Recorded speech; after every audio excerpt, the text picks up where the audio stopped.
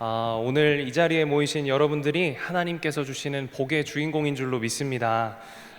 우리 예배의 자리를 더 사모하시고 이 자리를 끝까지 지키시는 자들에게 주시는 하나님의 약속의 말씀, 은혜의 말씀들이 반드시 있을 줄로 믿습니다. 오늘은요, 하나님의 약속 지도라는 말씀 제목을 가지고 여러분들과 함께 이 말씀을 나눠보려고 합니다. 여러분 살아가면서 혹시 길을 잃어보신 적이 있으신가요? 지금 이 시대에 핸드폰도 있고 그런데 길을 잃으신 분들 거의 없겠죠. 그런데 우리 어린 시절을 생각해 보면 참 길을 잃는 경험들이 많았던 것 같아요. 어디 갔나 이렇게 보면 저도 제 둘째 동생이 항상 그렇게 길을 잃어 있는 아이인데 이렇게 어디 가 있나 보면 친구 집에 밤 11시까지 이렇게 가 있고 거기에 자기가 왜 있어야 되는지도 모른 채 이렇게 있는 경우가 있더라고요. 저희가 이제 살아가다가 보면 길을 잃는 경우가 있습니다.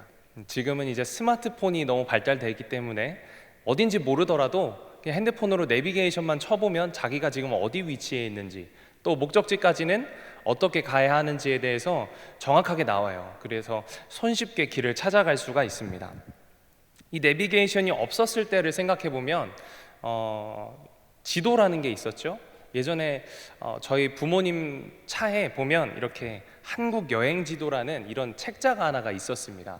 그래서 부모님이랑 같이 어린 시절에 여행을 가다 보면 부모님이 이제 잠깐 가다가 갓길에 차를 세우세요. 그리고 둘이서 책을 한참 이렇게 지도를 막 펴서 보고 여기가 어딘가 살펴보시는 경우들이 있습니다. 그러다가도 안 되면 주변 사람들한테 묻고 물어서 결국에는 이제 밤이 되더라도 목적지까지 도착하는 그런 일들이 있었어요. 지도라도 있으면 길을 잃지 않게 되겠죠.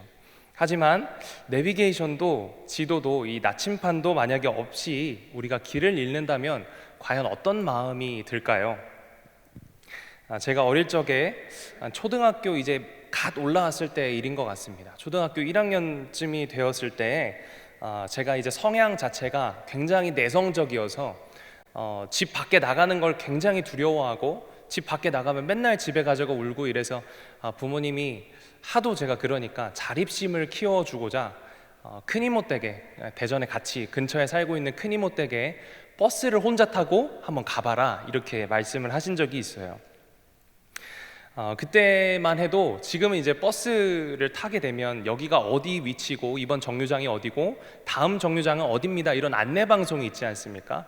근데 그때만 해도 그 방송 시스템이 없었던 시절이었어요. 그래서 다 아시는 대로 그냥 여기가 이쯤 됐겠거니 하면 그냥 벨 누르시고 내리시는 그런 시스템입니다. 다들 길눈이 있으셨기 때문에 그렇게 하는 게 가능했던 거죠. 제가 그런 상황 가운데 이제 버스를 탔습니다. 그때 당시에 버스 요금이 250원이었어요. 지금은 750원 정도 줘야 초등학생들이 버스를 탄다고 하더라고요. 250원 내고 이제 버스를 탔는데 아무리 가도 여기가 어딘지 어디로 가야 할지 모르겠는 겁니다.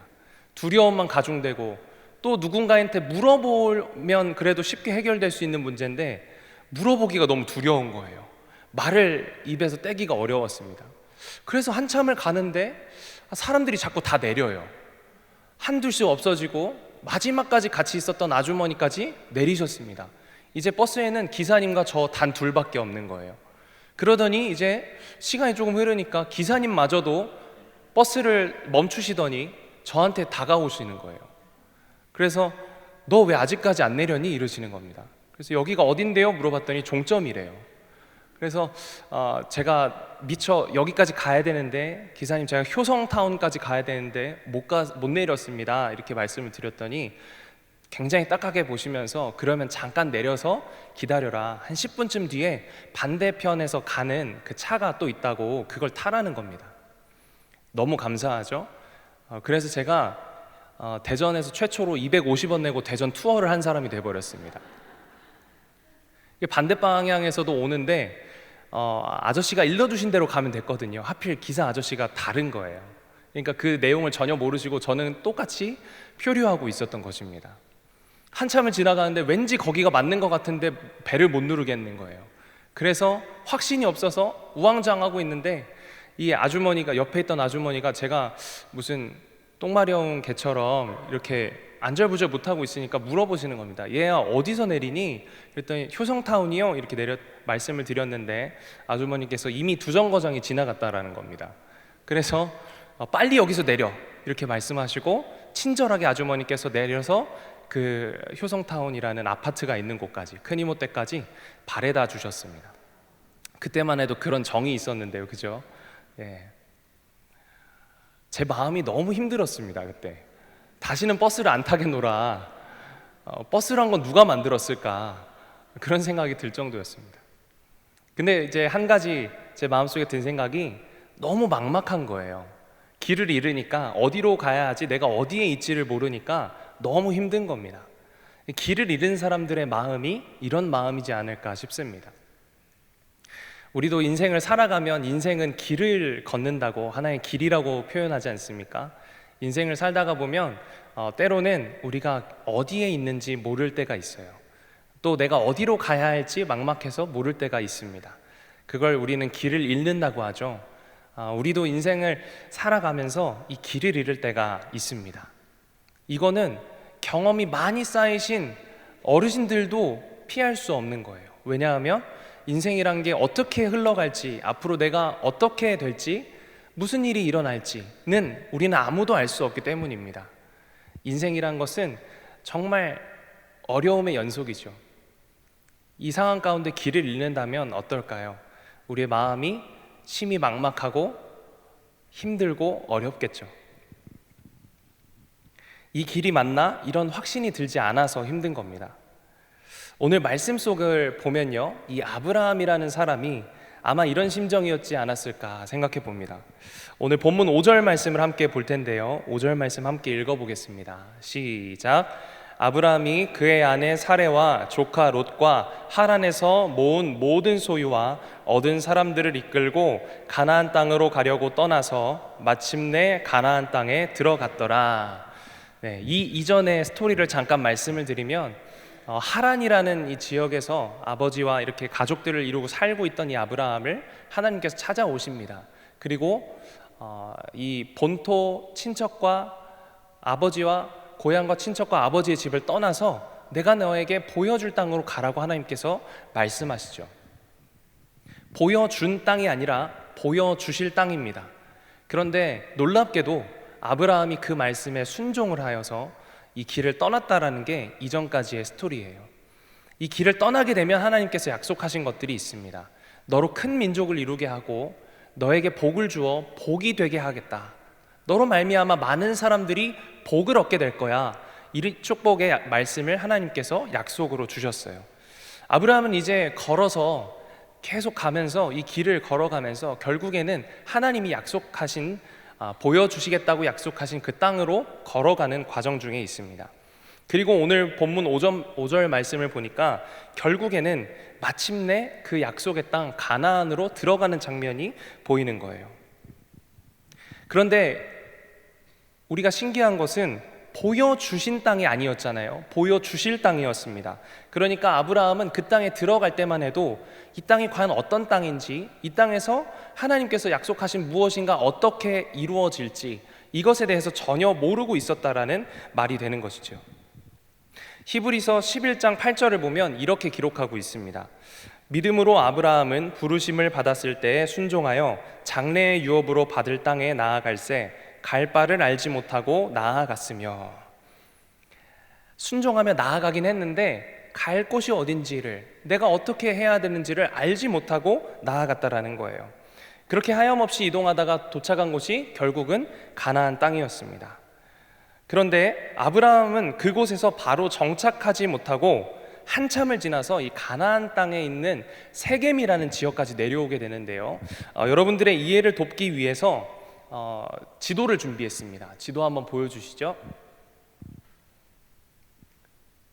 예, 보이십니까? 예, 잘 안 보이실 것 같아서 제가 펜으로 이렇게 표시를 해놨어요. 위에 보시는 이 동그라미가 아브라함이 살았던 이 하란이라는 도시고요. 그리고 거기서 이렇게 흘러 내려와서 이 길게 동그라미 해놓은 곳이 가나안 땅, 여러 족속들과 지역들이 속해 있는 이 가나안 지역을 제가 표시를 해놨습니다. 다음 사진을 넘겨주시죠. 네, 그 중에서도 이 한참 밑으로 내려와서 중간에 동그라미 쳐져 있는 세겜 땅에 이 아브라함이 내려온 거예요. 6절에 보니까 이렇게 기록하고 있습니다. 아브라함이 그 땅을 지나 세겜 땅 모래 상수리 나무에 이르니 그때 가나안 사람이 그 땅에 거주하였더라. 아브라함은 도대체 왜 이 세겜 땅까지 내려와야만 했을까요? 가나안 땅이라는 곳에 들어가기만 하면 하나님의 약속이 실현되고 성취되고 뭔가 하나님께서 주시기로 약속하신 복들이 막 펼쳐져 나와야 하지 않겠습니까? 이런 마인드를 가지고 있지 않았겠어요? 그런데 아브라함이 세겜 땅까지 내려와야 했던 어떤 이유가 있었을 것 같다라는 생각이 들었습니다. 그런데 이 6절 뒤에 보니까 이렇게 기록하고 있어요. 그때 가나안 사람이 그 땅에 거주하였더라. 이때 당시에만 해도 이 정복 전쟁이란 게 활발하게 일어나던 시기였습니다. 지금처럼 나라가 안정되어 있고 전쟁을 굉장히 우리가 하지 않기로 다 나라 간 협의가 되고, 지금은 다른 나라 사람이 우리나라에 온다 그러면 어떻게 생각하시겠습니까? 여행객이죠. 아, 관광하러 왔나 보다 이렇게 그냥 생각하고 넘길 수 있는 문제인데, 이때 당시에는 그게 아니었다라는 것입니다. 이방인이 우리 땅에 찾아왔어요. 그러면 목적은 뭐 그냥 지나갈 수도 있겠지만 그 목적 가운데는 우리를 점령하고 우리를 약탈하고 이런 어떤 목적들도 있을 거라고 판단이 되는 거예요.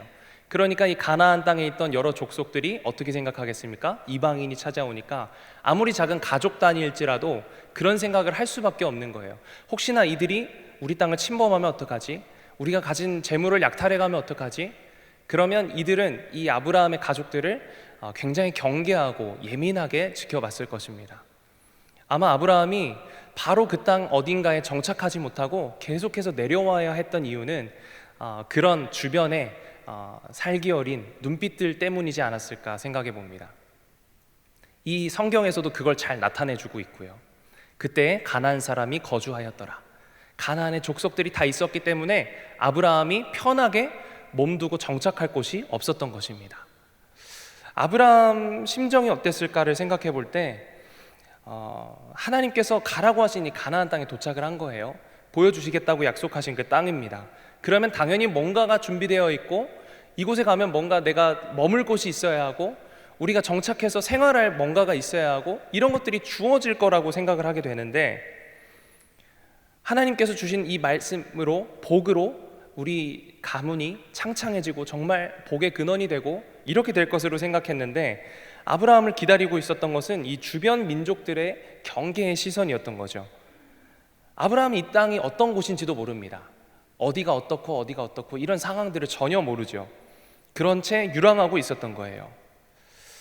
과연 지금 자신이 하나님께서 예비하신 그 길 가운데, 그 약속하신 섭리 가운데, 그 가운데 내가 잘 가고 있는가? 지금 나는 어디에 있는 거지? 어디쯤 와 있는 걸까? 하나님 약속은 어디일까? 하나님 약속이 이루어지는 그 시기는 언제일까? 굉장히 조급하고 마음에 불안함이 차올랐을 것입니다. 불안하고 막막하고 이도저도 못하고 발만 동동 구르게 되었던 것이죠.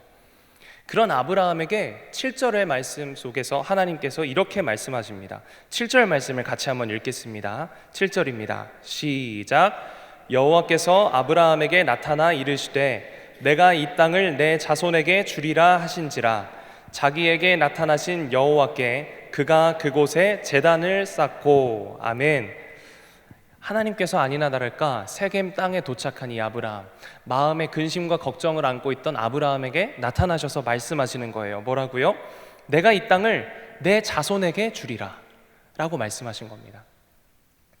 분명히 아브라함에게는 뭐라고 하셨죠? 복의 근원이 될 것이다. 너의 민족, 큰 민족을 이룰 것이고 내가 가나안 땅, 그 보여줄 땅으로 가라고 말씀하셨어요.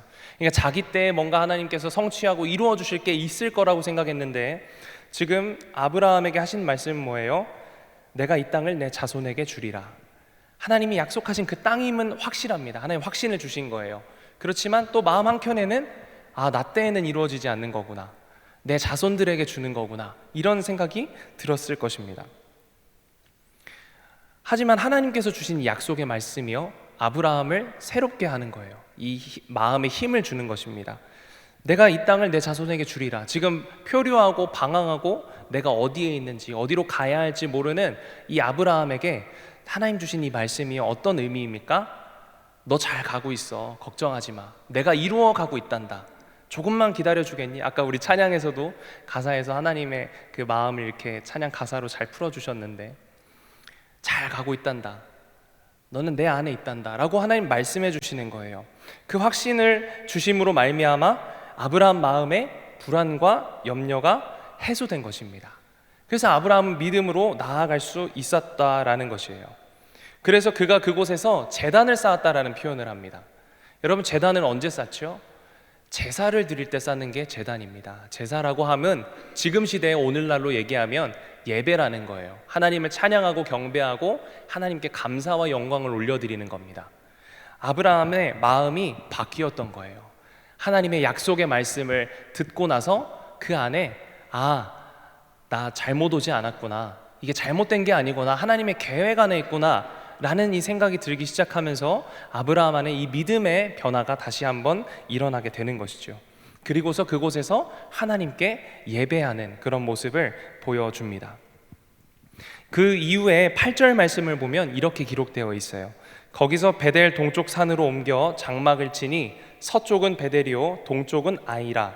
그가 그곳에서 여호와께 제단을 쌓고 여호와의 이름을 부르더니.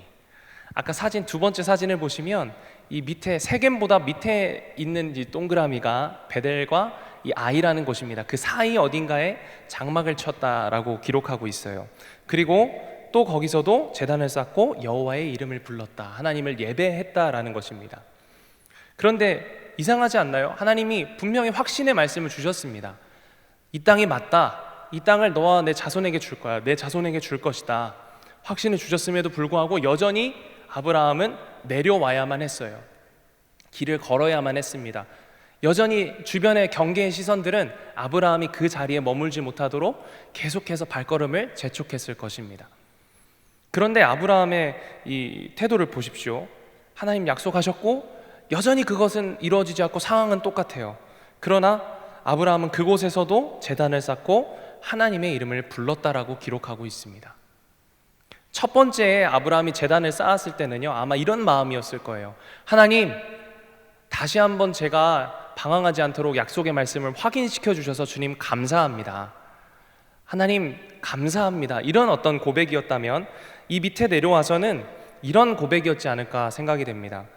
여호와의 이름을 불렀다. 하나님, 여전히 상황은 변하지 않고 힘들지만, 여전히 저는 경계받고 여전히 여러 가지 시선들 때문에 힘들지만 하나님께서 약속하신 것 반드시 지키실 줄로 믿습니다. 하나님이 약속하신 것이니 제 삶 가운데 하나님이 이루어가고 계심을 믿습니다 라는 고백이라고 생각이 됩니다. 저는 그렇게 믿습니다. 9절을 보니까 점점 남방으로 옮겨져 갔더라. 보십시오 여러분, 하나님 말씀, 약속의 말씀으로 확신을 시켜주셨음에도 불구하고 하나님이 맞다고, 이 길이 맞아, 그대로 가거라라고 말씀해 주셨음에도 불구하고 그 상황과 환경은 바뀌지 않을지도 몰라요. 여전히 아브라함을 올가매고 있고 여전히 아브라함을 불안하게 하고 힘들게 만드는 상황들은 계속 있는 겁니다. 계속 남방으로 내려가잖아요. 그러나 아브라함에게 바뀐 게 있다면 한 가지, 무엇입니까? 하나님의 약속의 말씀을 받았다라는 것입니다. 그 약속의 말씀이 생각날 때마다 아브라함은 두렵고 이 지치고 힘든 마음을 다시 한번 믿음으로 하나님께 올려드릴 수 있었던 거예요. 하나님, 지금 상황은 이렇지만, 지금 우리의 형편은 이렇지만 하나님께서 반드시 약속하신 대로 이루어 주실 줄로 믿습니다. 여러분, 이것이 이 세상을 살아가는, 이 믿음의 여정을 걸어가는 우리 그리스도인들이 가지는 이 믿음의 삶이라는 것을 기억하시길 바랍니다. 우리가 인생 살다가 보면 내가 지금 잘하고 있는가, 내가 걷는 이 길이 지금 맞는 길인가, 이 세상 가운데 다른 사람들은 아유 왜 그렇게 미련하게 행동해, 왜 그렇게 살아 라고 말할 정도로 우리 삶이 뭔가 안 풀리는 것 같고 어려운 것 같을 때가 있어요. 하지만 누군가는 우리의 삶이 틀렸다는 듯이 말할지도 모릅니다. 그렇지만 하나님이 주셨던 이 약속의 말씀, 오늘 우리에게도 이 성경으로 이미 약속의 말씀을 주셨죠. 이 말씀을 붙드는 자들에게는 결코 표류하지 않고 그 믿음의 완성에 이르기까지, 하나님께서 예비하신 그 완성에 이르기까지 우리를 안전하게 지키시고 보호하신다는 사실을 기억하시기를 바랍니다. 그래서 우리는 오늘 하나님의 약속의 말씀을 우리의 인생의 지도로 삼아서 따라가는 자들입니다. 우리가 때로는 어렵고 힘들 때, 이 길이 맞나 걱정되고 막막할 때, 내가 어디에 있는지 모르고 혼란스러울 때 우리는 무엇을 바라봅니까? 하나님의 약속의 말씀을 바라보는 줄로 믿습니다. 성경은 하나님의 약속된 자녀들, 하나님의 자녀들은 반드시 하나님께서 좋은 길로, 가장 선한 길로 이끄신다라는 것을 약속하고 있는 줄로 믿습니다. 그래서 오늘 우리의 주인 되신 예수님께서, 우리의 선한 목자 되신 예수님께서 우리가 푸른 풀밭과 초장으로 갈 때까지 우리의 삶을 계속해서 인도하시고 지켜주실 줄로 믿습니다. 우리는 그 약속을 붙들며 살아가는 사람들이에요. 그래서 상황과 환경은 변하지 않을지언정 우리 마음에 그 약속의 말씀을 붙듦으로 생기는 놀라운 능력이 있는데, 그것이 바로 믿음의 능력인 줄로 믿습니다. 오늘 우리가 그 믿음의 능력으로 강건하여지기를 소망합니다. 하나님께서 주신 약속의 말씀 열심히 붙들고 그 말씀 묵상하고, 오늘 내 삶에 하나님 무엇을 원하실까, 그 길을 따라가다 보면 때로는 이해되지 않고 때로는 우리 삶에 보여지는 것 같지 않아도 결국은 하나님께서 그 길로 인도하실 줄로 믿습니다. 제 이야기를 하나 하고 말씀을 마무리하려고 합니다. 제가 올해 초에 이제 이 정말 행복하고 이 은혜가 넘치는 광주감리교회로 오겠다고 이제 결정이 됐을 때, 처음에 사실 제 마음은 굉장히 두렵고 떨렸습니다. 거의 30년간을 그 대전이라는 곳에서 자라났고, 또 거기서 사람들을 사귀었고, 또 사역도 거기서만 했습니다. 한 번도 타지를 나가본 적이 없죠. 근데 이제 광주감리교회로 오기로 제가 결정이 난 다음부터 마음속에 그런 근심이 생기는 거예요. 그곳에 가면 아무도 모르는데, 나를 바라봐주는 사람이 아무도 없는데 내가 가서 잘 적응할 수 있을까? 내가 가서 사역을 잘 할 수 있을까? 사람들을 잘 만날 수 있을까? 또 새로운 환경 가운데 잘 버티고 적응할 수 있을까라는 그런 두려움이 제 안에 자꾸만 찾아오는 겁니다. 그게 정말 마음이 어렵고 힘들어서 괜시리 마음이 계속 다운되고 어렵더라고요. 그러다가 송구영신 예배를 드린 이 12월 31일이 찾아왔습니다. 송구영신 예배 때 저희가 뭘 이렇게 뽑죠? 말씀 카드를 뽑잖아요. 그래서 제가 말씀 카드를 뽑았습니다. 근데 하나님께서 그때 저에게 올 한 해 주신 약속의 말씀이 창세기 12장 3절의 말씀이에요. 제가 한번 읽어드리겠습니다. 너를 축복하는 자에게는 내가 복을 내리고 너를 저주하는 자에게는 내가 저주하리니 땅의 모든 족속이 너로 말미암아 복을 얻을 것이라 하신지라. 아멘. 이 말씀을 딱 받자마자 제가 그 자리에서 울면서 막 기도를 했습니다. 하나님 감사하다고, 하나님 역시 살아계신다고. 왜냐하면요, 저를 저주하잖아요 누군가, 그럼 그 사람 저주받을 거기 때문이에요. 저를 축복하잖아요, 그 사람 축복받을 거기 때문입니다. 여러분, 만약에 조금 미운 눈으로 저를 바라보시면 이제 큰일 나는 겁니다. 이제 여러분, 제가 공개적으로 선포하는 거예요. 이 약속의 말씀을 받았을 때 제 마음에 근심 걱정이 싹 사라졌습니다. 기대와 설렘과 감사만이 가득 찼어요. 제가 이 얘기를 사모하고도 이야기하면서 막 기분 좋아서 혼자 그 연말을 그렇게 보냈던 기억이 납니다. 여전히 또 두렵고 힘든 상황이 찾아올 때마다 저는 이 말씀을 다시 한번 되뇌입니다. 너를 축복하는 자를 내가 축복할 거야. 너를 저주하는 자는 내가 저주할 거야. 한결아, 걱정하지 마. 내가 너를 붙들고 있다.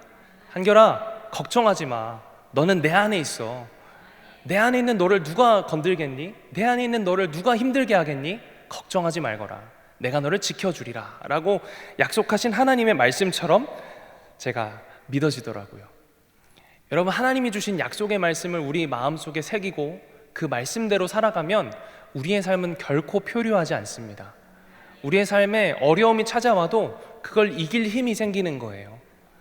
하나님께서 우리에게 주신 약속의 말씀이기 때문입니다. 그러므로 여러분, 약속의 말씀을 굳게 붙잡으시기를 소망합니다.